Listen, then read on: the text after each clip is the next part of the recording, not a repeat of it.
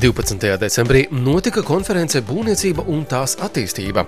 Konferences rīkotāji Latvijas celtnieku arotbiedrība. Latvijas celtnieku arotbiedrība Latvijā jau pastāv vairāk nekā 20 gadus. Apvienojam gan būvniecībā strādājošos, gan būvmateriāla ražošanā strādājošos. Patreizajā brīdī arotbiedrībā ir vairāk kā 2000 biedru. Konference notika projekta Sociālais dialogs un cienīgs darbs Latvijas būvniecības nozarē ietvaros. Projekts tika realizēts ar Norvēģijas finanšu instrumenta Innovation Norway atbalstu. Tas ir 2 gadus ilgs projekts, un tā aktivitātes tika realizētas gan Rīgā, gan Latvijas reģionos. Projekta pamatuzdevums ir rast iespēju sadarbībai starp Latvijas būvniecībā strādājošo darba devēju organizācijām un darba ņēmēju organizācijām, veicinot darba spēka kvalifikācijas celšanu, konkurētspējas pieaugumu ne tikai strādājot Latvijā, bet arī dodoties darba gaitās ārpus Latvijas robežām. Būvniecība ir pietiekami sarežģīts process, un būvniecībā ir iesaistīti ļoti daudz dalībnieku. Ja šie dalībnieki katrs par sevi risina kādu lokālu jautājumu, tad kopā šī būvniecības nozara nespēja sakārtoties.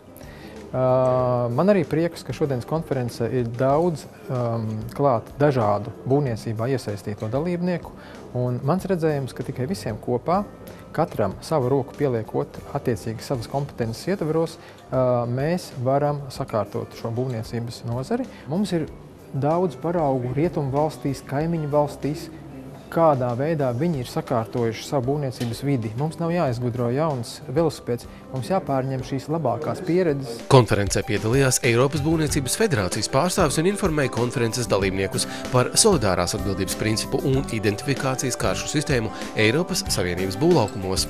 Dalību konferencē ņēma arī projekta partneri no Norvēģijas celtnieku arotbiedrības Fellesforbundet. Konferencē tika izdiskutēti galvenie problēma jautājumi būvniecības nozarē, kā arī visi iesaistītie sociālajie partneri vienojās par kopīgi darāmajām lietām 2015. gadā, lai sakārtotu vidi būvniecībā. Manuprāt, šobrīd, kā ir izveidojies, kas ir spicē, gan, arotbiedrībā, gan asociācijā, un, mūsu dienestā, mēs esam atraduši kopīgu valodu. Un arī pirms šīs diskusijas, tā kā mēs pārunājām kopā darāmās lietas, kas ir veicamas, mēs esam atraduši kopīgu valodu. Tā kā šī mūsu sadarbība nebeigsies jebkurā gadījumā ar šos pasākumu. Kā pirmais solis uz kopīgu sadarbību un būvniecības vides sakārtošanu tika noslēgta ģenerāla vienošanās starp Latvijas būvnieku asociāciju un Latvijas celtnieku arotbiedrību. Parakstītais līgums, manuprāt, ir kā tāda saistviela starp abām šīm organizācijām, kura ir šobrīd apstiprināta oficiāli.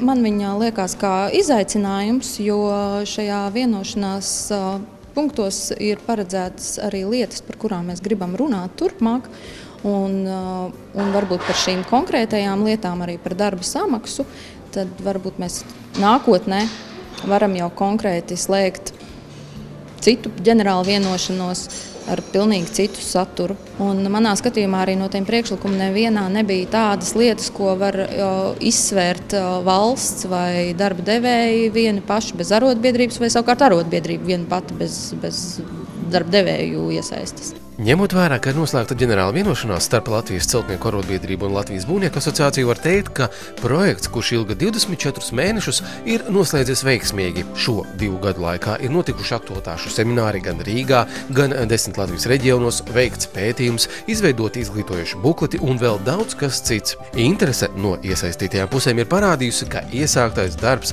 ir jāturpina.